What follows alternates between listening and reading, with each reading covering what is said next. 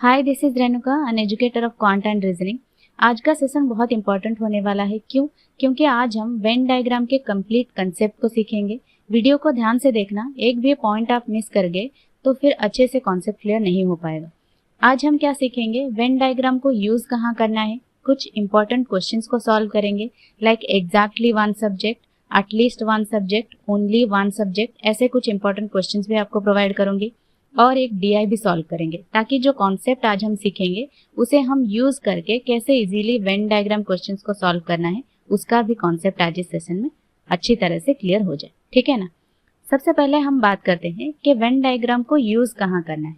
जहाँ दो या दो से ज्यादा लोग कोई एक कॉमन चीज को शेयर करते हैं, लाइक करते हैं या फॉलो करते हैं, वहां पे वेन डायग्राम यूज किया जाता है। लाइक मान लो आपको क्वांट पसंद है, मुझे रीजनिंग पसंद है, और कुछ स्टूडेंट्स ऐसे भी तो होते हैं जिनको क्वांट और रीजनिंग दोनों पसंद हो, राइट? तो हम इस चीज को डायग्राम के थ्रू जब दिखाने की कोशिश करते हैं तो हम वेन डायग्राम का यूज करते हैं। ठीक है, इज इट क्लियर? अब बात करते हैं क्वेश्चंस की। कभी कभी ऐसा होता है कि हम वेन डायग्राम बना तो लेते हैं, पर उसके ऊपर बेस्ड कुछ क्वेश्चंस ऐसे होते हैं जिनका हम आंसर नहीं कर पाते हैं। तो आज हम वो भी सीखेंगे, डिफरेंट टाइप्स ऑफ क्वेश्चंस को सॉल्व करके। ठीक है, पहले मैं आपको कॉन्सेप्ट समझा दूंगी, फिर एक डीआई आपको सॉल्व करने के लिए दूंगी और उसके ऊपर कुछ क्वेश्चंस भी दूंगी। पहले आप वीडियो को पॉज करके उसे अच्छे से सॉल्व करना। सारे क्वेश्चंस का आंसर आप कॉपी में लिख के रखना।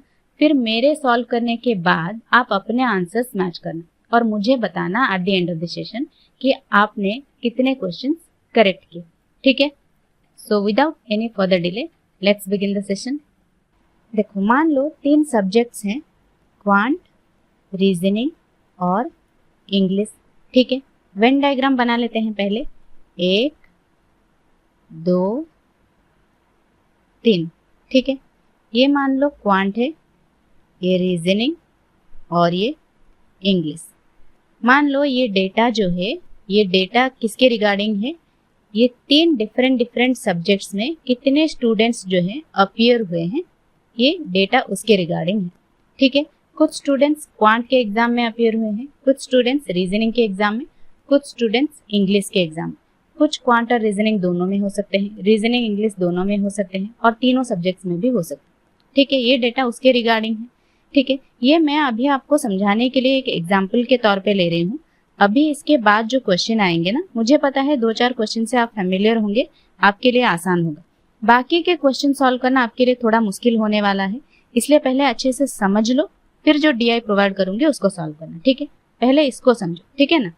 पहले यहाँ पे इनको कुछ लेटर से रिप्रेजेंट कर देते हैं, फिर क्वेश्चंस को समझते हैं। ठीक है, ये मान लो P है, ये Q, ये R, ये S, ये T, ये U, ये V। ठीक है, अब चलो देखते हैं क्वेश्चंस क्या क्या हैं और कैसे समझना है इसको। ठीक है, पहला क्वेश्चन देखो, the students appeared in only quant. Only quant क्या है? ये है, ये तो आपको पता होगा क्योंकि ऐसा क्वेश्चन आपने बहुत बारी देखी होगी, है ना? ओनली क्वांट ये है, सिमिलरली ओनली रीजनिंग ये है, और उसी तरह ओनली इंग्लिश भी ये है। जब ओनली की बात करें, सिर्फ ये पार्ट होता है, ओनली। ठीक है, अब सेकेंड क्वेश्चन में है the students appeared in quant. यहाँ पे ओनली कुछ नहीं है, यहाँ पे बोल रहा है इन क्वांट।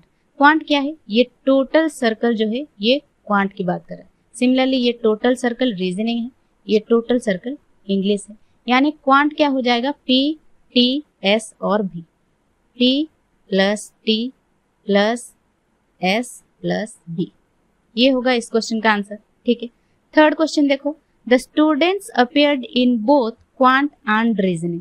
अब बताओ, बोथ क्वांट एंड रीजनिंग क्या है? ये total part both quant and reasoning है।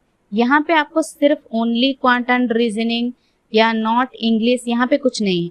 बोथ क्वांट एंड रीजनिंग की बात करा है तो ये टोटल पार्ट होगा, यानी T भी होगा और V भी होगा। ठीक है, तो इस क्वेश्चन का आंसर T प्लस V होगा। ठीक है, अब देखो ये नेक्स्ट क्वेश्चन देखो, the students appeared in both quant and reasoning but not in English. अब आ गया नॉट इन इंग्लिश, मतलब इस पार्ट को हमें नहीं लेना है। ठीक है, बोथ क्वांट एंड रीजनिंग कह रहा है, नॉट इन इंग्लिश कह रहा है, यानी सिर्फ ये पार्ट। ठीक है, यानी सिर्फ इसकी बात कर रहा है, यानी इस क्वेश्चन का आंसर होगा T, सिर्फ T। ठीक है। अब नेक्स्ट क्वेश्चन देखो, the students appeared in quant और रीजनिंग। अब बताओ इसका आंसर क्या होगा। आपको अब तक तो पता था quant and reasoning not English, ये भी क्वेश्चन आपने सॉल्व किया है। अब यहाँ पे आ गया क्वांट और रीजनिंग, और की बात कर रहे हैं, तो आप क्या लोगे, इनमें से क्या होगा क्वांट और रीजनिंग, ये बताओ। देखो मैथमेटिक्स में दो टर्म होते हैं, और एंड, ठीक है। और का मतलब होता है यूनियन, एंड का मतलब होता है इंटरसेक्शन। यूनियन मतलब सारे, ठीक है। इंटरसेक्शन मतलब जो कॉमन पार्ट होगा ना, सिर्फ उसी को लेंगे, ठीक है। एंड हमने जो यहाँ पे लिया है, इसीलिए हमने सिर्फ ये पार्ट लिया है एंड जब बोला था तब, ठीक है। अब यहाँ पे और की बात कर रहा है, तो हम क्या लेंगे, यूनियन, मतलब जो ये सारे हैं ना, पी टी क्यू एस भी यू, ये सबको लेंगे। क्वांट और रीजनिंग की बात कर रहा है, यानी हम इन सबको लेंगे, सारे एलिमेंट्स को लेंगे, ठीक है। तो यहाँ पे इस क्वेश्चन का आंसर क्या होगा, P plus Q plus T plus S plus V plus U, ठीक है। ये सारे एलिमेंट्स इस क्वेश्चन का आंसर है, ठीक है। Is it clear. अब देखो नेक्स्ट क्वेश्चन देखो, the students appeared in exactly one subject. देखो एग्जैक्टली वन सब्जेक्ट हो या ओनली वन सब्जेक्ट हो, बात एक ही होती है, ठीक है। यहाँ पे जैसे ओनली वन सब्जेक्ट क्या है, P Q और R, सिमिलरली यहाँ पे एग्जैक्टली वन सब्जेक्ट का आंसर भी यही होगा, P Q और R, तीनों को कंसिडर करेंगे हम, ठीक है, क्योंकि एग्जैक्टली वन सब्जेक्ट की बात वो कर रहा है, ठीक है। तो इस क्वेश्चन का आंसर होगा P plus Q plus R, ठीक है। अब देखो नेक्स्ट क्वेश्चन देखो, the students appeared in exactly two subjects. Exactly two subjects क्या होगा, एग्जैक्टली वन सब्जेक्ट तो ये गया, एग्जैक्टली टू सब्जेक्ट्स ये पार्ट और ये पार्ट क्या होता है, T S और U, ठीक है। T plus S plus U, ठीक है। इस क्वेश्चन का answer T plus S plus U होगा, ठीक है ना। नेक्स्ट क्वेश्चन देखो, the students appeared in all three subjects. ये तो आपको पता होगा, ऑल थ्री सब्जेक्ट्स मतलब ये पार्ट, राइट, भी, यानी इस क्वेश्चन का आंसर होगा भी, ये तो आपको पता होगा। लास्ट क्वेश्चन देखो, the students appeared in none of the subjects. अब इसका आंसर क्या होगा, इसमें से क्या होगा, आपको क्या लगता है। देखो ये डेटा किसके रिगार्डिंग है, the students appeared in exam of quant, reasoning and English, ठीक है। इस क्वेश्चन का आंसर क्या होना चाहिए, the students appeared in none of the subjects का क्या मतलब है, जो क्वांट, रीजनिंग, इंग्लिश किसी भी सब्जेक्ट के एग्जाम में अपीयर नहीं हुए हैं, तो वो कहाँ आएंगे, यानी इस सर्कल में भी नहीं है, इस सर्कल में भी नहीं है, इस सर्कल में भी नहीं है, यानी इस सर्कल के बाहर हैं जो, राइट। यानी यहाँ पे एक लिख लेते हैं X, यानी ये हो गए the students appeared in none of the subjects, right, समझ गए। यानी इस क्वेश्चन का आंसर होगा X, ठीक है, जो क्वांट, रीजनिंग, इंग्लिश किसी भी सब्जेक्ट के एग्जाम में अपीयर नहीं हुए, ठीक है। यहाँ तक क्लियर है। ये तो हमने बना लिया students appeared in quant, reasoning and English. अब इसको नॉट अपीयर्ड में कैसे कन्वर्ट करोगे, यानी the students not appeared in quant, reasoning, English के बारे में अगर क्वेश्चन आ गया तो आप कैसे करोगे, पहले इस डेटा को कैसे कन्वर्ट करोगे वो सीखो, ठीक है। यहाँ पे एक डेटा बना लेते हैं नॉट अपीयर्ड, ठीक है, ये एक डेटा बना लेते हैं 1 2 3, ठीक है, ये क्वांट, रीजनिंग और ये इंग्लिश, ठीक है ना। ये नॉट अपीयर्ड है, किसी भी सब्जेक्ट के एग्जाम में नॉट अपीयर्ड जो हुए हैं स्टूडेंट्स, उसका डेटा है ये, ठीक है। इसी को लेकर हम बनाएंगे। देखो यहाँ पे X जो है वो किसी भी एग्जाम में अपीयर नहीं हुए हैं, X स्टूडेंट्स किसी भी क्वांट, रीजनिंग, इंग्लिश किसी भी सब्जेक्ट के एग्जाम में अपीयर नहीं हुए हैं। इसका मतलब क्या है, मतलब ऑल सब्जेक्ट्स के एग्जाम में अपीयर नहीं हुए हैं, राइट, यानी ये पार्ट होगा, यहाँ पे लिख लो X, ठीक है। अब ये क्या है, ये ऑल सब्जेक्ट्स में अपीयर हुए हैं, ये वो स्टूडेंट्स हैं जो क्वांट, रीजनिंग, इंग्लिश तीनों सब्जेक्ट्स में अपीयर हुए हैं, यानी इसको मैं ये कह सकती हूँ कि ये सारे सब्जेक्ट्स में अपीयर हैं, है ना, सारे सब्जेक्ट्स में अपीयर हैं। क्या मतलब, यहाँ पे डेटा क्या है, नॉट अपीयर्ड है, यानी इस सर्कल के बाहर जो होगा वो क्या होगा, सारे सब्जेक्ट्स में जो अपीयर हुए हैं सारे सब्जेक्ट्स के एग्जाम में, तो वो कहाँ पे आएगा, भी यहाँ पे आएगा, ठीक है, इस सर्कल के आउटसाइड जो होगा, ठीक है। अब ये देखो, ये P क्या है, ये ओनली क्वांट के एग्जाम में जो अपीयर हुए हैं, ओनली क्वांट के एग्जाम में अपीयर हुए हैं, मतलब रीजनिंग इंग्लिश में अपीयर नहीं हुए हैं। तो कहाँ पे आएगा, रीजनिंग इंग्लिश में अपीयर नहीं हुए हैं, तो यहाँ पे P आएगा।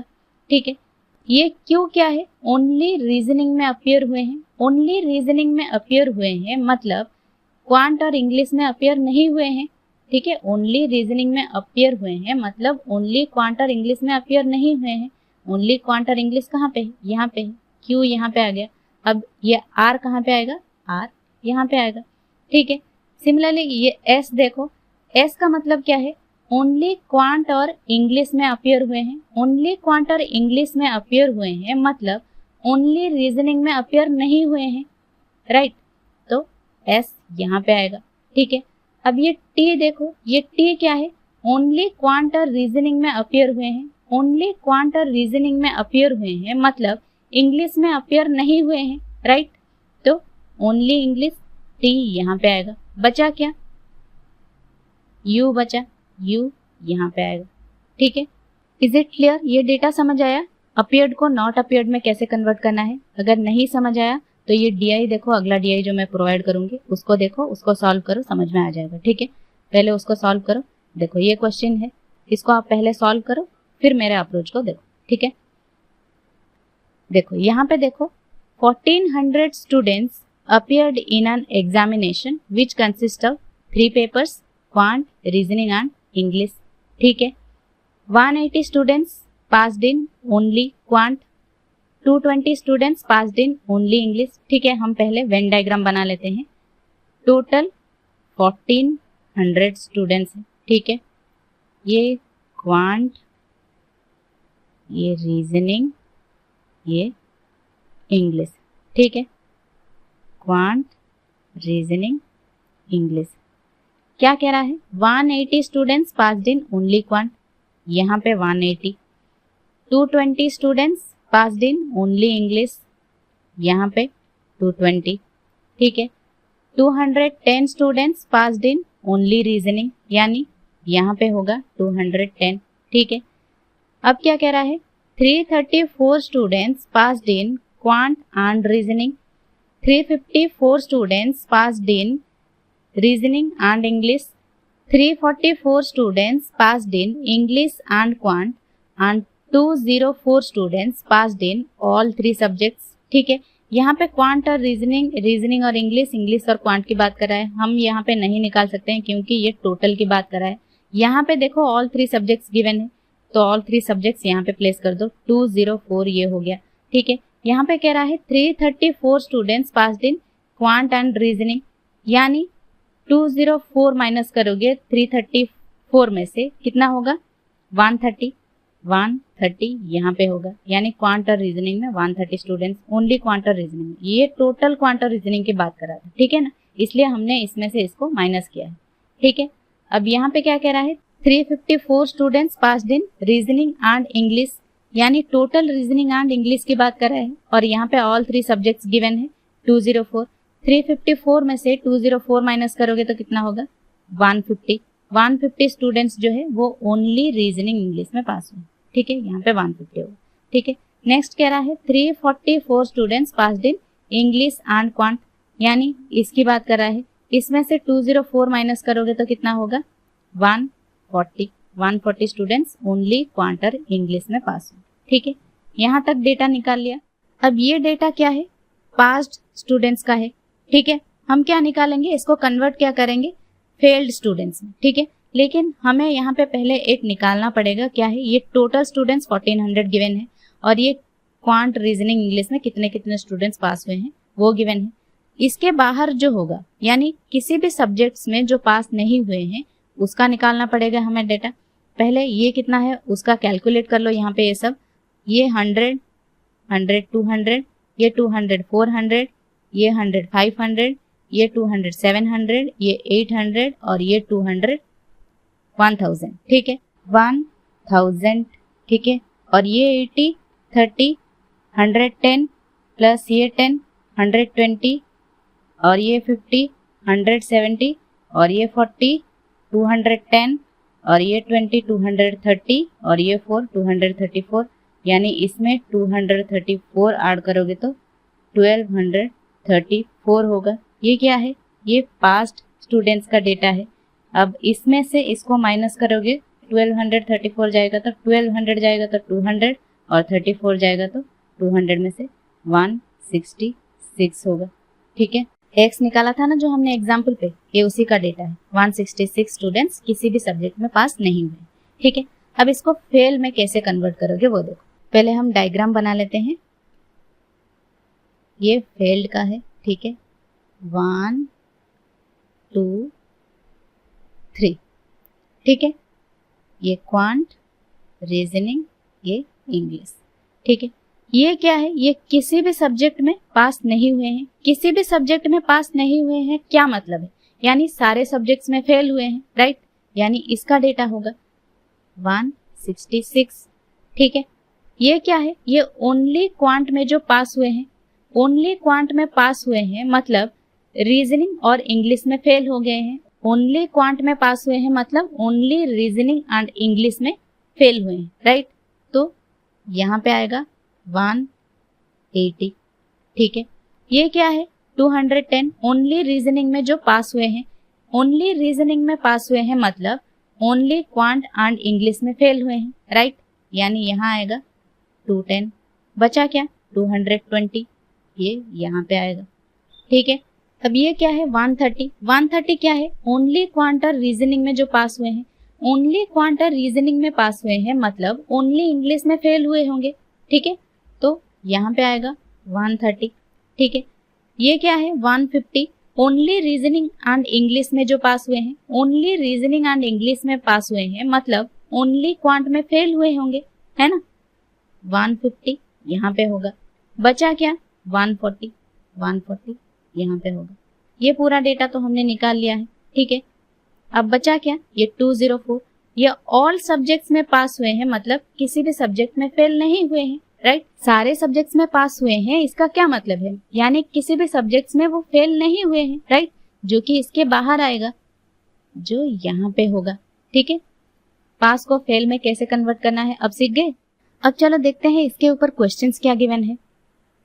देखो पहला क्वेश्चन देखो, how many students failed in quant. देखो पहला ये क्वेश्चन फेल्ड को लेकर आ गया। अगर हम पास को फेल के डेटा में कन्वर्ट नहीं करते तो इस क्वेश्चन का आंसर कैसे करते? किसी को ऐड करते, किसी को सब्ट्रैक्ट करते, ऐसे करके निकालते हैं ना। जो कि हमने फेल्ड डेटा निकाल लिया है तो हम सीधे वहां से देख के कर लेते हैं। ठीक है, कह रहा है how many students failed in quant. In quant की बात कर रहा है, ओनली कुछ है नहीं, मतलब हमें क्वांट में कितने स्टूडेंट्स फेल हुए हैं उसका डेटा निकालना है। ठीक है, देखो यहाँ पे फेल्ड स्टूडेंट्स का डेटा तो ये है। यहाँ पे क्वांट में कितने स्टूडेंट्स फेल हुए हैं ये पूरा डेटा होगा। यानी 150, 220, 166, 210 इसका सम होगा क्वांट में जितने स्टूडेंट्स फेल हुए हैं। ये कितना होगा? 100, ये 200, 300, ये 100, 400, ये 200, 600, 600, ये 50, ये 20, 70, ये 60 कितना होगा? 730 और ये 10, 740 और ये 6, 746। यानी इस फर्स्ट क्वेश्चन का आंसर होगा 746 आंसर। ठीक है, नेक्स्ट क्वेश्चन देखो, how many students failed in only one subject. ठीक है, ओनली वन सब्जेक्ट कह रहा है, ओनली वन सब्जेक्ट में कितने स्टूडेंट्स फेल हुए हैं। ठीक है, यहाँ पे देखो ओनली वन सब्जेक्ट क्या है? ये और ये only quant, only reasoning, only English है ना। तो ओनली वन सब्जेक्ट मतलब 150, 140 और 130 कितना होगा? ये 100, 100, 100, 300, ये 350, 40, 390 और ये 30, 420। यानी सेकेंड क्वेश्चन का आंसर होगा 420। ठीक है, थर्ड क्वेश्चन देखो, how many students failed in at least one subject. अब इस क्वेश्चन का आंसर बताओ, एटलीस्ट वन सब्जेक्ट क्या होगा? एटलीस्ट वन सब्जेक्ट मतलब एक हो सकता है, एक दो हो सकता है, तीन हो सकता है, तीनों सब्जेक्ट्स में हो सकते हैं, दो सब्जेक्ट्स में हो सकते हैं, एक सब्जेक्ट में हो सकते हैं। एटलीस्ट वन सब्जेक्ट कह रहा है, यानी ये टोटल पार्ट होगा, है ना। यानी इस टोटल को हम कैलकुलेट करेंगे तो थर्ड क्वेश्चन का आंसर आएगा। लेकिन हम यहाँ पे कैलकुलेट करेंगे क्या? ये टोटल 1400 है, इसमें से इसको माइनस कर दो तो ये टोटल का आंसर नहीं आएगा। बिल्कुल आएगा। 1400 में से 200 जाएगा तो कितना होगा 1200। 1200 में से 4 जाएगा तो 1196 स्टूडेंट्स जो हैं वो एटलीस्ट 1 सब्जेक्ट में फेल हुए हैं। ठीक है, तो थर्ड क्वेश्चन का आंसर होगा 1196। नेक्स्ट देखो, how many students failed in English and reasoning. ठीक है, यहाँ पे देखो इंग्लिश एंड रीजनिंग क्या है, ये टोटल पार्ट है। ओनली इंग्लिश एंड रीजनिंग ऐसा कुछ गिवन नहीं था। अगर ओनली इंग्लिश एंड रीजनिंग कहता तो हम इसको लेते। इंग्लिश एंड रीजनिंग की बात कर रहा था तो ये 2 होंगे, 180 और 166। ये कितना होगा 100, 200, 280 और ये 20, 300, 346, 346 यानी फोर्थ क्वेश्चन का आंसर होगा 346। ठीक है, नेक्स्ट क्वेश्चन देखो, how many students passed in at least 1 subject. ठीक है, यहाँ पे भी एटलीस्ट 1 सब्जेक्ट आया, लेकिन यहाँ पे पास स्टूडेंट्स की बात कर रहा है। एटलीस्ट 1 सब्जेक्ट मतलब एक सब्जेक्ट में भी पास हो सकते हैं, 2 में भी हो सकते हैं, 3 में भी हो सकते हैं, चारों में हो सकते हैं, है ना। यहाँ पे देखो, यहाँ पे ये टोटल होगा at least 1 passed in at least 1 subject. ठीक है, तो 1400 में से इसको माइनस करोगे तो ये टोटल का आंसर नहीं आएगा। 1400 में से 100 गया तो 1300, 1300 में से 66 गया तो 1234। ठीक है, तो लास्ट क्वेश्चन का आंसर होगा 1234। ठीक है, तो इसी के साथ आई होप आप सबके कॉन्सेप्ट्स क्लियर हो गए होंगे वेन डायग्राम को लेकर। एटलीस्ट ओनली जैसे वर्ड्स को लेकर क्वेश्चंस भी समझ आ गए होंगे आपको कैसे सॉल्व करना है इन क्वेश्चंस को। कोई और डाउट हो तो कमेंट करना। तो यहीं पे हम सेशन को वाइंड अप करते हैं। आज के लिए इतना ही। आई होप ये सेशन आप सबको पसंद आया होगा। आई होप मेरी अप्रोच आप सबको पसंद आई होगी। If you find this video helpful, do share the session with your friends. That really helps us in reaching out to more students. So yeah, that's all for today. Bye bye. Take care.